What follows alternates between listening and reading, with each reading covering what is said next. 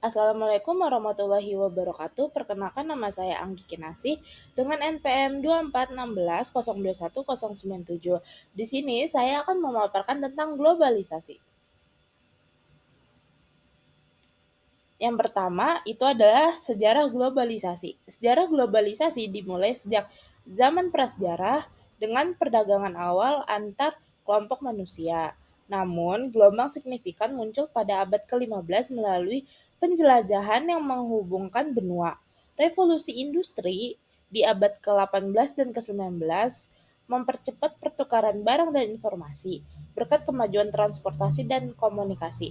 Pada abad ke-20, globalisasi semakin meluas dengan liberalisme perdagangan, pembentukan organisasi internasional, dan kemajuan teknologi digital yang mengubah interaksi antar negara dan masyarakat, menciptakan dunia yang saling terhubung dalam berbagai aspek, ekonomi, budaya, dan sosial.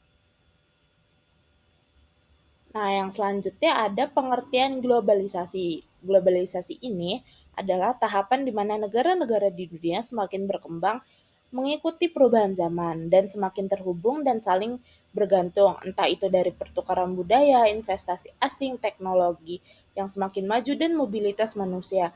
Selain itu, ada banyak sekali dampak-dampak dari globalisasi ini, entah itu dampak positif atau dampak negatif. Selanjutnya ada karakteristik. Apa aja sih karakteristik dari globalisasi itu? Yang pertama itu ada interkoneksi ekonomi. Dengan adanya globalisasi ini semakin menciptakan hubungan antar negara. Hal ini dapat dilihat dari satu, perdagangan internasional di mana negara-negara saling bertukar barang atau jasa yang mereka punya untuk meningkatkan akses pasar global. Yang kedua itu ada investasi asing.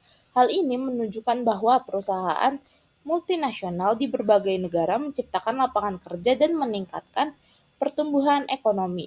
Yang kedua, itu ada pertukaran budaya. Hal ini mengakibatkan budaya dari berbagai negara dan masyarakat saling berinteraksi, lalu mengubah satu sama lain. Contohnya musik, makanan, film dari negara tertentu sekarang sudah bisa diakses dengan mudah. Lalu dengan adanya media sosial dan platform digital memungkinkan penyebaran semakin luas dan cepat. Yang ketiga ada kemajuan teknologi. Perkembangan teknologi berperan penting dalam globalisasi. Contohnya saja adanya internet dan komunikasi digital yang semakin canggih memungkinkan pertukaran komunikasi antar individu semakin cepat. Kemajuan transportasi juga tidak kalah penting. Hal ini mempercepat pergerakan barang atau manusia secara internasional. Nah, yang terakhir ada mobilitas manusia. Globalisasi ini mendorong mobilitas manusia yang ditandai dengan adanya program pertukaran pelajar dan memfasilitasi pembelajaran antar budaya dan pengalaman internasional. Selanjutnya ada dampak positif. Yang pertama itu peningkatan ekonomi. Dampak dari globalisasi ini adalah membuka akses-akses bagi pasar internasional yang berdampak pula pada peningkatan ekonomi. Yang kedua ada pertukaran budaya. Globalisasi ini memicu adanya pertukaran budaya yang di mana hal ini memungkinkan masyarakat untuk mengenal budaya dari negara lain. Yang ketiga ada kerjasama global. Globalisasi juga mendorong adanya kerjasama antara negara satu dengan negara yang lainnya. Lalu, ada dampak negatifnya. Yang pertama, hilangnya identitas budaya.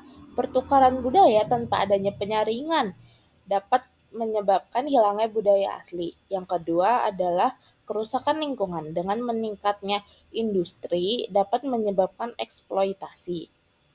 Yang ketiga, ada ketimpangan ekonomi. Globalisasi ini seringkali menciptakan kesenjangan ekonomi dan ketimpangan sosial. Nah, ini adalah contoh globalisasi dalam kehidupan sehari-hari. Yang pertama itu jual beli online terus berkembang. Jual beli online terus berkembang. Saat ini jual beli tidak hanya dilakukan di pasar tetapi juga bisa secara daring atau online. Hal ini tentu memberikan keuntungan bagi penjual ataupun pembeli karena lebih menghemat waktu dan tenaga. Yang kedua ada pergantian tenaga manusia dengan tenaga mesin. Perlahan dunia kerja di dunia, terutama Indonesia, mulai berubah. Buruh-buruh pabrik telah digantikan oleh mesin agar lebih efisien, baik dari waktu ataupun biaya. Bahkan pekerjaan petani juga makin berkurang karena sudah banyak mesin-mesin yang membantu pekerjaan manusia untuk bertani. Nah, yang ketiga adalah banyaknya produk asing. Saat ini sudah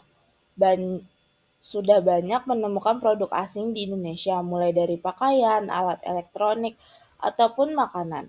Tidak jarang pula produsen dari negara lain yang membangun pabriknya di Indonesia demi memenuhi permintaan pasar dalam negeri. Nah, yang terakhir ini adalah kesimpulan.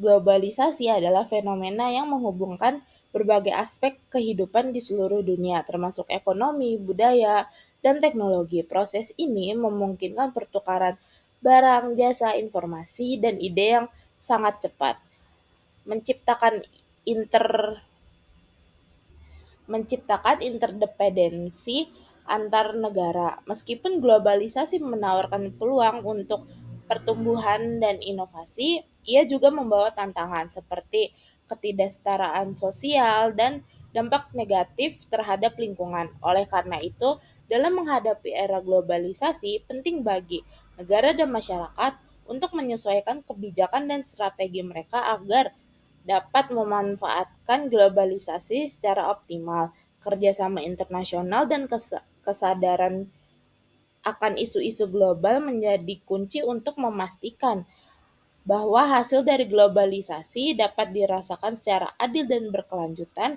oleh semua pihak tanpa mengorbankan identitas budaya dan lingkungan lokal.